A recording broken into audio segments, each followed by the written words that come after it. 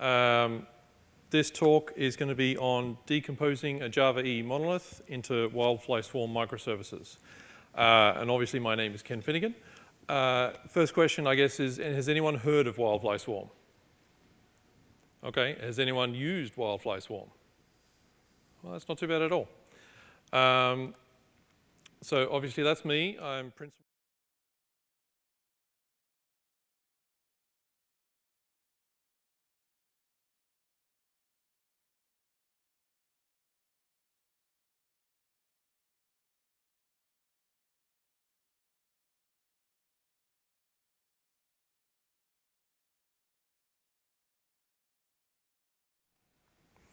It's just enough application server. If you don't need EJB, you don't have to use EJB. Likewise, if you don't need JMS or JCA or pretty much any of the specs of Java EE, if you don't need them, you don't have to use them. It allows Java EE components to be independently deployable. So if you just need servlet or WebSocket, you can take that spec and bundle it into an Uber jar and run whatever you need for your simple application. And it's based on WildFly version 10. So we reuse all the modules that they create for the full enterprise application server, and we just take the pieces we need to build up the pieces you need for your application. So if you're using CDI or JAX-RS, we only bundle those bits of WildFly into the application that you need. So how do we do that? The easiest way is by simply adding the WildFly Swarm plugin into your project. And obviously this is for Maven. We do have a Gradle plugin, though we're not the best Gradle experts, so there are no doubt bugs in that area. So simply defining the WildFly Swarm plugin and saying we want to execute a goal package. And what that will do without any other configuration in the POM, it will look at your application code and from that determine which specifications need to be bundled from Java EE into your application. So if you're using, for instance, javax.inject for CDI, then we'll know that you're using CDI and we'll detect that in the plugin and we'll say add that to the list of dependencies that will be added to your project. Likewise, if you're using path from JAX-RS, then we'll pull in JAX-RS. We got a whole set of definitions of what you use in your application and what that means in terms of what dependencies are added. Now, we've only gone as far as the applications we've created for our examples or users have raised bugs about. So there may be instances where code you're using isn't triggering the right fractions from being created, but we can certainly work to fix those. So now let's have a look at a simple RESTful endpoint.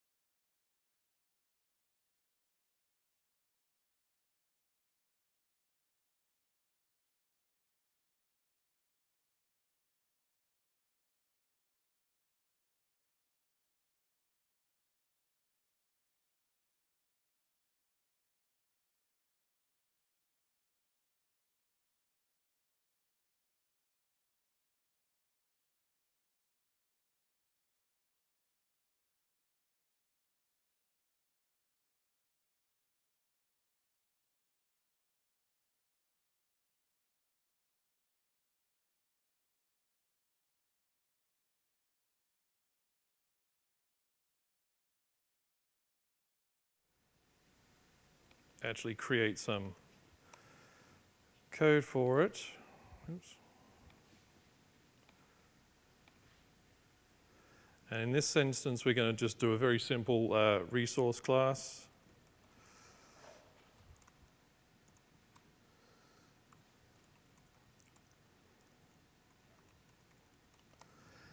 And we're going to add a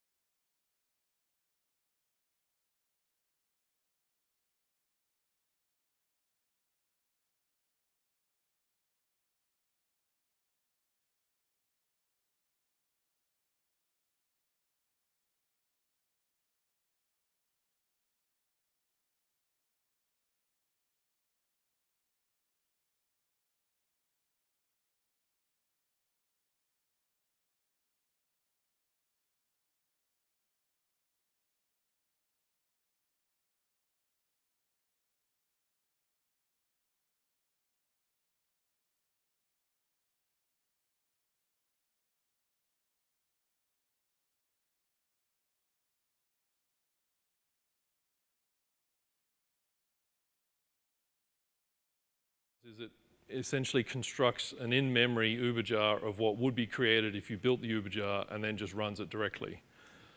So if we run that, it goes through the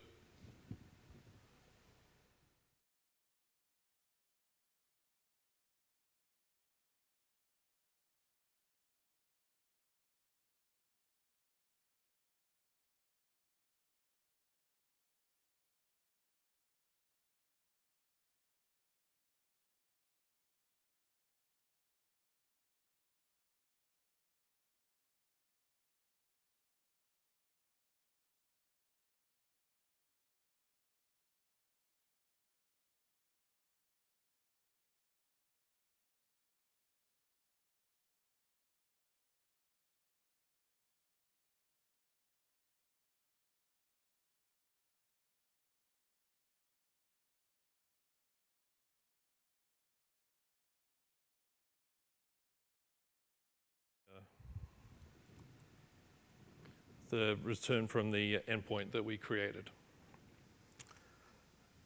Now, as well as that, you can then obviously do a package on the project, which will actually go away and create the Uber jar itself. So if we have a look at, we can see there that you've got your normal WAR that's built by Maven, and we've also got a dash swarm, which is the Uber jar, which is all the WildFly modules that you need, the bootstrapping, and your deployment all bundled into that single jar. So if we go,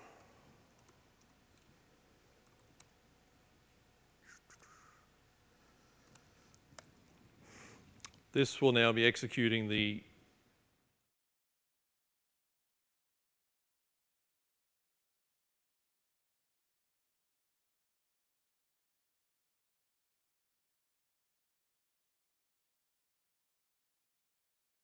line that you can run this.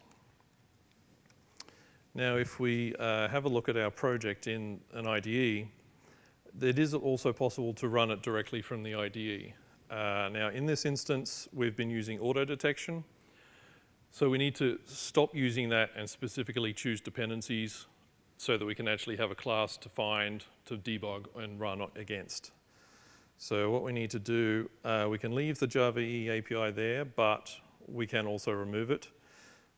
But what we need to do is, oops, not that one, is include the JAX-RS dependency for WildFly Swarm with, actually, that's not right. I'm cheating a little bit here. Normally what you would do is you would import the BOM as a scope import, which will be version 1 final, but it includes version 102 of JAX-RS. Or is it 103? No, 102. This post-final, we're going to rearrange a whole bunch of stuff here and make it a lot easier to use. Okay, so I've now added that directly.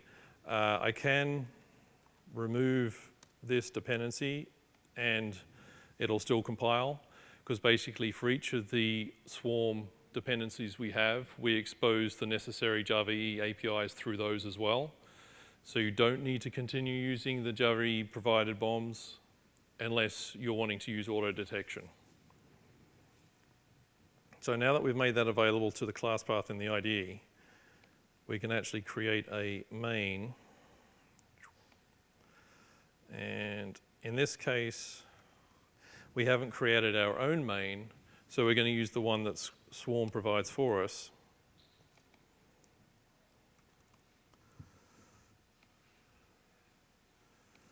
And we'll fire that up. And it will then essentially do an equivalent process to the WildFly Swarm run plugin, where it'll go away, create an Uber jar in memory, and then deploy everything.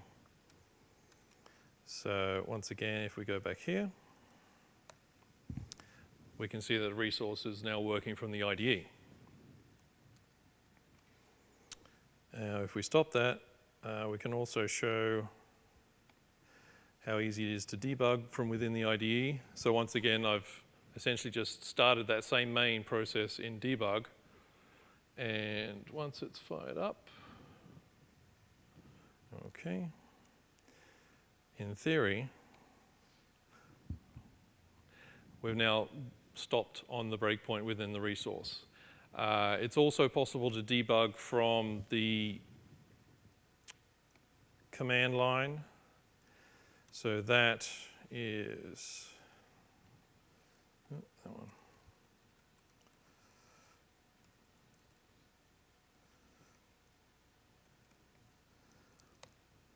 So that's going to fire up the same WildFly Swarm run process, but create a specified debug port. So we just need to create another ID here, and we should see, yep, it's waiting for us. And then once again, it'll go through the process of booting and deploying. And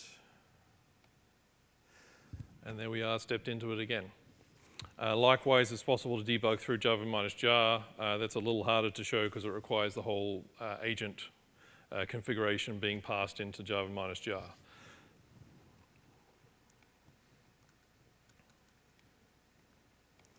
So what we've seen there is we created a simple hello RESTful endpoint with JXRS. We ran it with WildFly Swarm run on the command line. Then we packaged it and ran it as an Uber jar. Then we ran it from the IDE. And then we debugged it from the IDE. So there's lots of different ways that you can execute Swarm, both for local development and also production. So this is the BOM I was talking about earlier. This is the usual way that you would specify what version of WildFly Swarm you want to use. So in your dependency management section, you just define a BOM, org WildFly Swarm BOM, the version, and type POM, scope import, and then you can just specify dependencies in your project of JXRS, CDI, without any versions on them, and this will pull in the correct versions. These are just some of the fractions that we have. Essentially, fractions is our version of a dependency. So we have all the standard ones like JXRS, CDI, JPA, JMS, JSF. Not that I'm sure I would recommend using JSF in a microservice, but if you chose to do so, we do support it. JGroups, transactions, Spring, Jalokia, JMX, there's a whole bunch of things there. And if you were to use these directly, you would need to use the BOM. There is a list that shows all these quite nicely. Let's see if I can, oops. So on our website, if you go to the generator, you can generate projects from here, but you also have the ability, we actually need to make that more prominent, but you can view all dependencies, all available dependencies. And this is a list of every single fraction that we feel that users would potentially need for their applications. So we've got data sources, Infinispan, JPA, various types of JPA depending on the data source you have. We've got a Hystrix for fault tolerance. We've got a whole bunch of camel fractions. Some Hibernate specific ones for search and validator. Once again, all the camel ones for integration, mail, messaging, resource adapters, and then the usual Java EE, EJB, CDI, JXRS. At the moment, JXRS is kind of split up into a few different ones. So if you're using JXRS with CDI, that's different than JXRS or CDI on their own. Likewise, if you need JAXB or JSONP or multipart or validation, they're separate dependencies, but they pull in all the bits that are needed. That's something we're going to definitely look at for the next version to make that a little more intuitive as to how to include those, and possibly include creating a dependency that just bundles them all together, and then still allowing this so that if you want more fine control over what's included in your jar, then you can. But for those that just want to say, give me all of JXRS, you can choose that, and it goes away and works fine. So there's a lot of them here, various areas. Management side of things, we have the WildFly management in there, and post-final we've added the management console as a fraction as well, so you can actually embed the WildFly management console into your jar. We have some monitoring for health endpoints and Swagger integration, and quite importantly, security through Keycloak.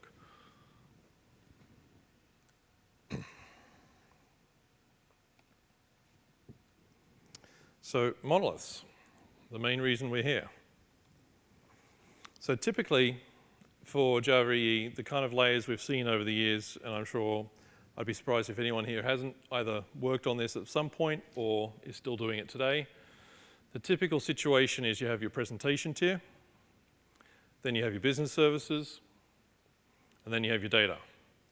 It's how we've done it for like 15, 20 years nearly, depending on whether it's enterprise Java with Java EE or with Spring.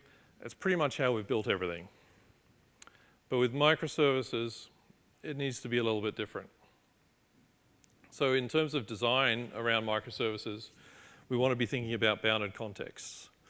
Now, essentially that's a way to break down your entire application domain into discrete chunks that serve a particular purpose.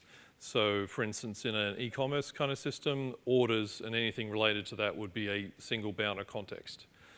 And my recommendation with this is to start coarse and move fine. It's much easier to start with a bigger piece in a microservice and then slowly split off additional pieces if you decide that certain areas aren't part of that bounded context after all. It's a lot easier to do that than to spread everything out into hundreds of microservices, create all the fault tolerance, load balancing, calls between services, and then find, oh, you know what? 30 of those are actually part of the same thing, and they're just calling back across each other the whole time. To me, that's a complete waste. You're better off starting a bit bigger and then slowly slicing it down. So how would we do that these days? One of the best approaches is vertical layers. So instead of the horizontal, we take the approach of verticals, where a single microservice deals with its presentation, services, and data. So you end up with this kind of situation where you have it split vertically instead of horizontally. Whether there's a UI or not may not be there. Depends on the situation. But obviously, sometimes that's not always practical. And what you might want to do is have the presentation in its own monolith, or maybe even a static site, depending on what kind of presentation layer you've got there, and then have the microservices handling the business service and data side of it. Ideally, you'd want to do the former, but to a certain extent that requires things like web components to be able to bundle pieces of UI together on the front end, and it might be a bit much to try and take that leap from the get-go, which is why I'm suggesting this kind of approach of keeping the presentation side of things in one piece and then focus on splitting out the business services and data side of it to start with. You may find that at some point you want to take the extra step of including the UI with a microservice, and then teams focused on microservices could focus entirely from front end to back end and as what they need.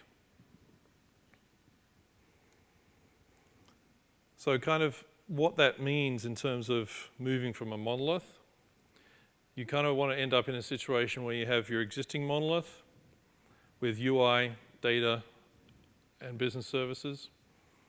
And then over time, you start adding a microservice to handle some data and business services, which is called from the monolith. And then you just keep adding those and splitting out functionality from the monolith. It's somewhat similar to the strangler pattern that Martin Fowler has described. But from my perspective is that I wouldn't necessarily go so far as to strangle the existing monolith. It may make perfect sense that once you've peeled some pieces off, that what's left in terms of a monolith is perfectly fine. It doesn't have the performance requirements that some of these other pieces you've peeled off might have. It has been fairly untouched for a long time and is perfectly fine. Bless you. So let's have a look at TicketMonster. So has anyone heard of TicketMonster by chance? Okay, cool. So these are essentially the use case diagrams for what TicketMonster is. So from the user side, we can do things like selecting an event, a venue, booking tickets, reserving seats. From the admin side, it's essentially the management of those pieces. So if we have a look at that,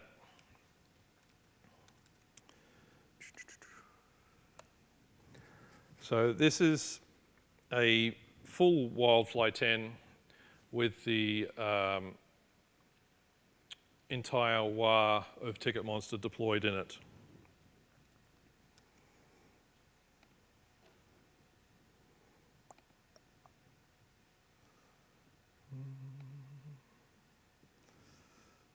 Oh, that's okay. I need to shrink that down a bit. Okay. So this is the TicketMonster site, and we can look at events and the type of events, and then we can select venues if there are any. Hang on, let's find something that has some data there. Ooh, try this way. We're going real well so far. I know there's something here. There we go. So you can select what, where, and then when. And then you can say you want to order. You can say where you want to order the tickets, how many, add them to your cart, and then you can just check them out. And we can see the booking that I've created over here. And if we have a look at the administration side, this site was entirely generated with Forge. So if we can have a look at the bookings over here and see the booking I just created. And this is where you can manage all the event categories and the sections that are available, and basically all the back-end data. So that's what TicketMonster is right now. So I guess the first step with something like this would be to separate the UI from the back end. So I'll shut down that right now. And what I've got here is the standalone XML for the WildFly that's running the full TicketMonster as is. And basically what we're going to do, for simplicity's sake, because I'm running locally, is essentially add a reverse proxy to that WildFly that says any requests that hit these REST endpoints, redirect them instead to this other service. So we're going to be running another service on port 8082 on the local host. And we need to activate the reverse proxy, which is going to have a path of, that might be hard to see. Oops. Now where did that go? Okay, down there. So that's telling the reverse proxy that we want to hit a path on whatever's running on 8082 as tmmono/rest. And then we simply need to activate the handler by saying anything that comes to TicketMonster REST, we want to redirect to that path. So what that will do is, although the full WildFly will still be running with the UI and the previous backend pieces, any requests to that URI will get redirected to the new service we're running. So I have a backend. Where is it? Oh, okay, I'll look at it from here. So I have the back end slimmed down where the web app is just purely some web XML definitions, and all the Java backend still exists.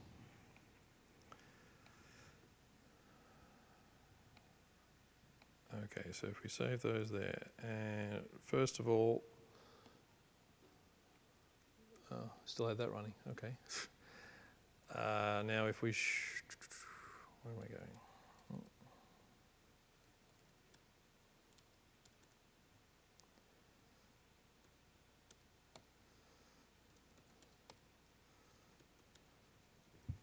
So what this is bringing up now is the back-end side that we've created.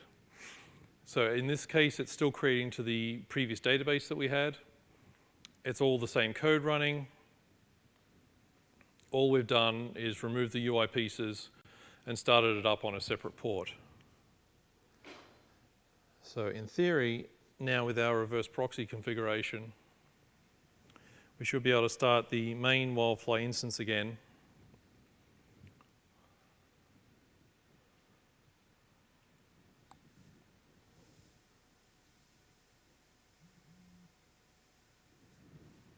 Okay, and if we go back to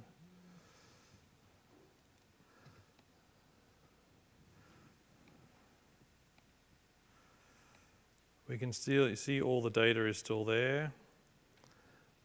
And I'm just trying to think, let's see.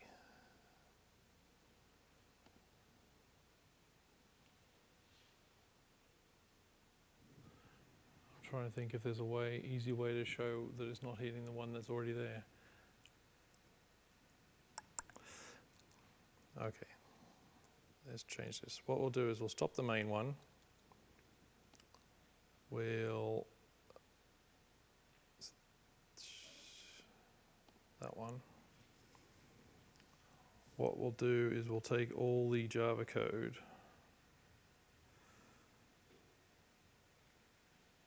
out. Hang on, make sure that's the right one. Yep, all those pieces there. So we'll take all those pieces out. We'll then rebuild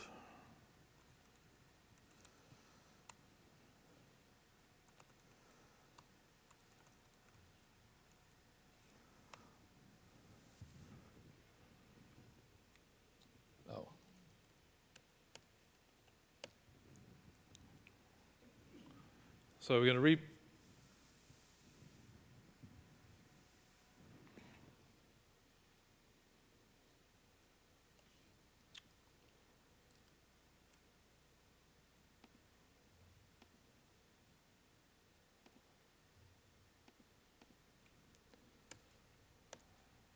downside to removing code, you need to remove the test as well.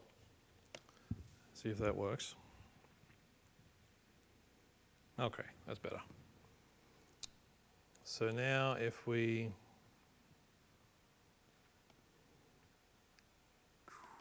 grab the WAR that we just created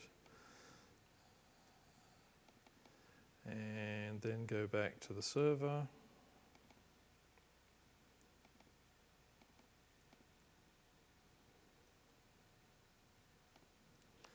replace that and restart this. Now we are definitely only talking about the UI running in that container. So this will give us a better idea of whether the reverse proxy is actually working or not. And it's not.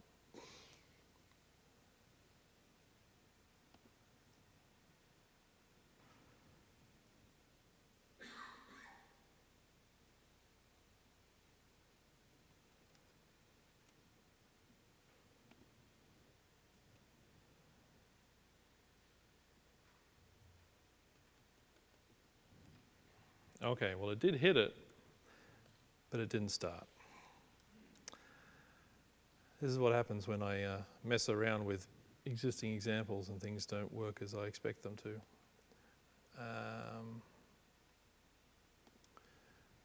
Okay, so the easiest way to fix that is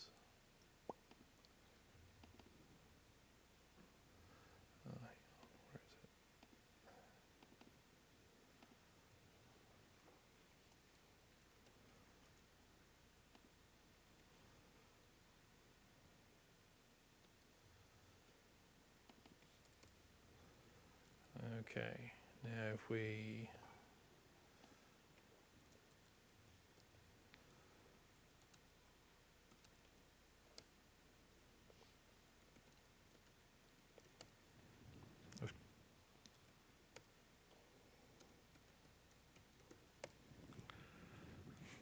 so now I'm just rebuilding the back end that we had before, and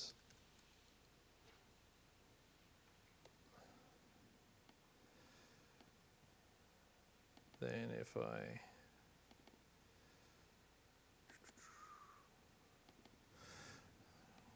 grab the build and copy it across, not to that one.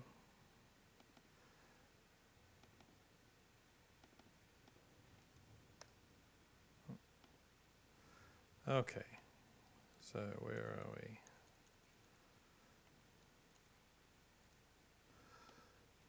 Okay, so we start that back up again.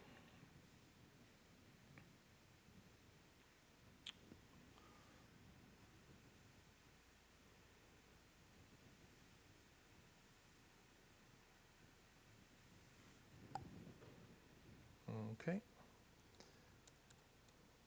Now let's try this again.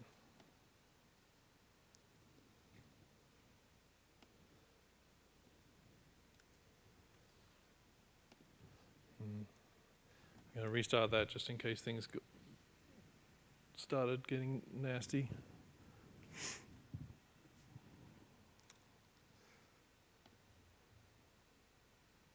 Okay, let's see. There we go. Now we're working again. So the UI is now talking to a completely separate instance of WildFly with just the backend code. That's certainly the first step in trying to separate out the UI from the backend and service layers. I had a whole bunch of stuff planned to show then splitting out parts of that backend into separate services and package them with WildFly Swarm. But all day today I've had problems trying to get that to work. So there isn't anything to show from that perspective, unfortunately. But the idea would then be to take that backend, split out the admin into a separate piece, split out the orders into a separate piece, and then have the orders calling the backend through REST to get what it needs, and then the UI talking to the two of them separately. You could do it with reverse proxies, as I've done there.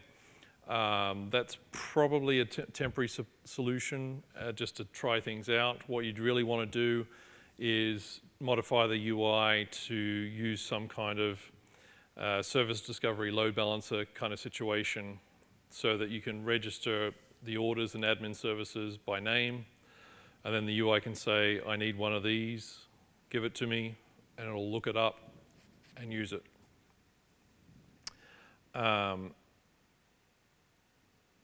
Okay. Now, obviously, in that situation, we're still got multiple services talking to a single database. And in the microservice world, that's far from ideal. With TicketMonster, it's a little tricky because the data model is essentially the same from the admin and the orders side of things. There are a couple of entities that are distinct to one or the other, but there is a lot of overlap. And that obviously creates a problem because you can't be updating multiple microservices that rely on the same data model at the same time without potentially causing a great host of issues. To solve that problem, one of my colleagues, Christian Poster, has been working on some modifications to TicketMonster that basically remove the database side from orders that is the data owned by the admin side. So basically, the admin side owns the venues, the events, the performances, because it creates them, it manages them. So it's in control of them. then what he's done is basically said that any updates to the admin side of things will trigger a stream of events which you can then listen to and essentially create an in-memory cache of that data for the orders database or orders microservice to use. So that way you're not dependent on the objects themselves to be identical across the two microservices.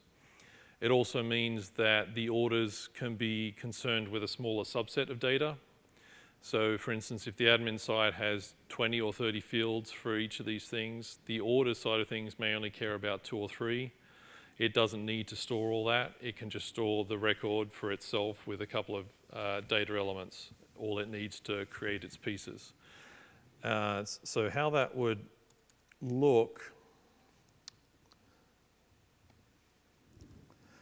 is something like that.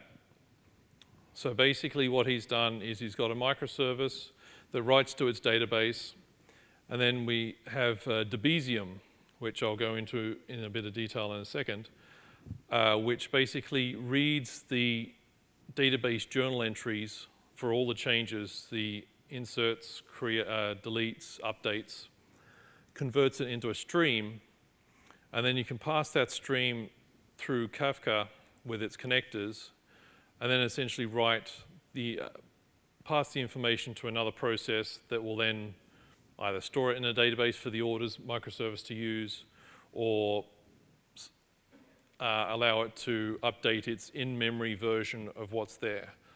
The beauty of this is that any new microservice any new instance of an orders microservice that's created, if the data isn't stored in the database and it's all in memory, it can simply start reading the stream from the very beginning and recreate all the changes that have happened on the admin database so it has an up-to-date copy.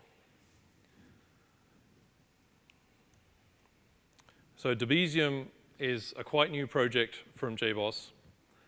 It's a distributed platform for change data capture. So in essence, it hooks into a database, reads the journal, and for each event, it sends out a message on a stream that applications and other systems can listen to and do with what they please. It's only at version 2.2, and I think it's still mostly based around MySQL connection, but it's quickly advancing, and there will be more connectors for all the different databases as it continues to grow.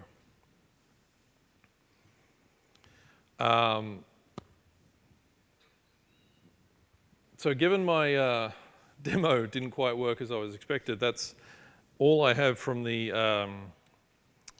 Monolith side of things, but what I can show you is, let's see,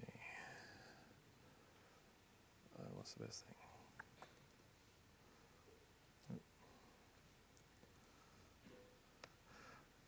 I'll show you some code from the Booker example we have, which uses ribbon and the like to look up services, to at least give you an idea of what I would have been doing if it was working.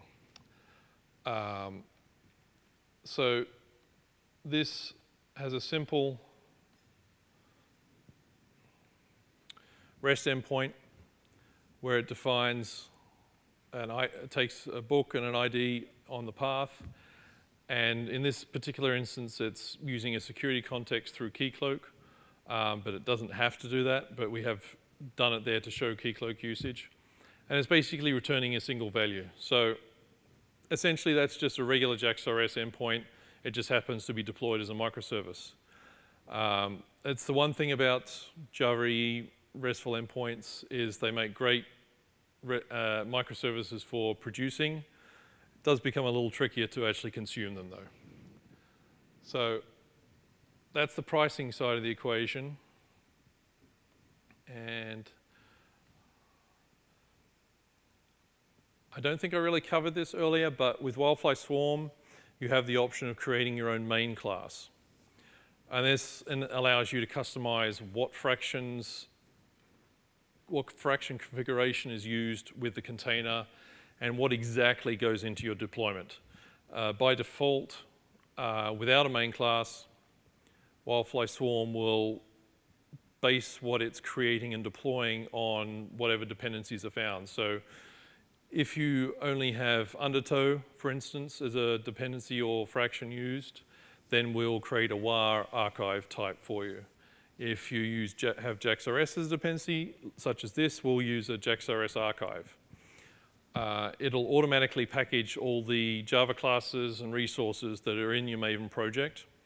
But if you want more control over that, we can use shrink wrap, as we have here, to create pieces of the puzzle. Now, that does provide some additional benefit in testing, as it allows you to create the container and create your deployment in separate classes, which you can reference from your main class here, but then you can use those classes as part of your test. So you can say that I want to use this container over here and this deployment. So it allows you to, like for like, match what you would get in your Uberjar as you would in your Achillean tests. So in this case, it's a simple container. All we're doing is setting the logging fraction in it, and then a JAX-RS deployment. The main thing to take note of is this line here, where we're saying we're making a ribbon archive, and we're telling it to advertise under the name pricing. So what that does is whichever kind of topology you have as a dependency, and at the moment we support JGroups, which is really good for local in-VM testing, Consul, and also OpenShift.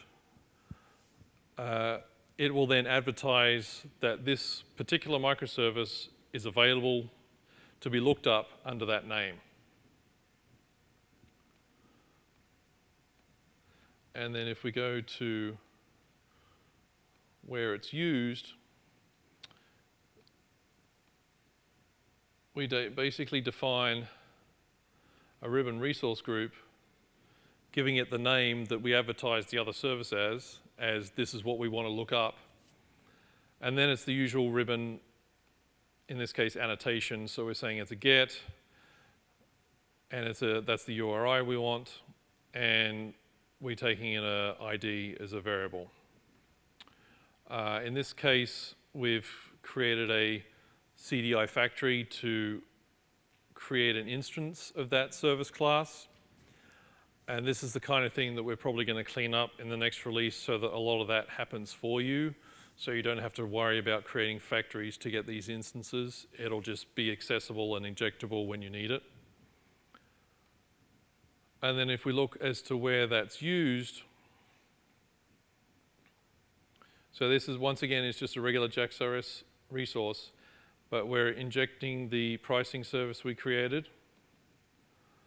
And where is it used? Okay.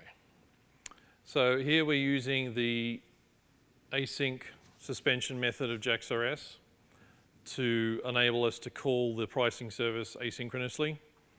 Now, granted, it's a simple return value in the pricing service, so whether we did or we didn't, you wouldn't see much impact in the time it took to execute. But this gives you an example of what the use of ribbon would be like.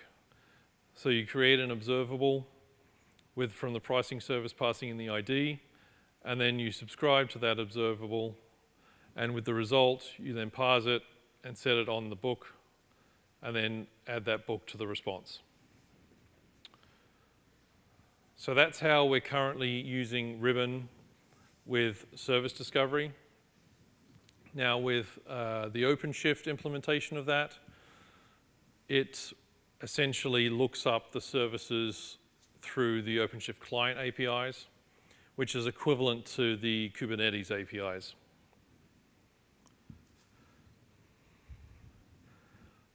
Let's see.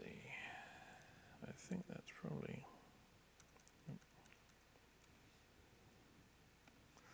So, the future. As I mentioned earlier, we've released one final last night. There have been a few discussions yesterday and today about, I guess, timing and naming. Nothing's completely set in stone yet, but what we're looking potentially to do is to change the versioning scheme to something that would be essentially the year.month and then do monthly releases. Because we kind of felt that the number doesn't really mean anything. It's more a question of when it came out and how old it is and what things might be in it. But that's not definite yet. So if you have strong opinions that that's a bad idea, please speak up in the Google group. In terms of a roadmap, we've got some simplification on fraction development going on right now. Currently, each fraction requires something like 5 or 6 POMs for each of the different pieces. We're going to be dropping that down to a couple of POMs to make it easier to develop fractions for whatever is needed. As I mentioned, we're going to be reducing boilerplate for applications. So if you're wanting to connect to a service through Ribbon, that you wouldn't necessarily have to create your own factory to get an instance of that, we can do all that for you. And the big one, and this is where we need your help and feedback on, is improving the developer experience. We know some areas can be a little clunky and hard to understand, so any feedback or thoughts on any of those areas would be fantastic. And as I mentioned, we're potentially looking to move to a monthly release schedule under a slightly different naming scheme. Come to the Google group to voice your thoughts on that. And I'm currently in the process of writing a book on microservices. So it'll cover enterprise Java, microservices, migrating monoliths, essentially what I've been trying to talk about today, and hopefully some code that actually works in the book. And that's being done with Manning, and in the next couple of months, it should be available in a MEEP, and a print edition we're aiming for Summit next year. So once again, those are my details, and open to questions, discussion, comments.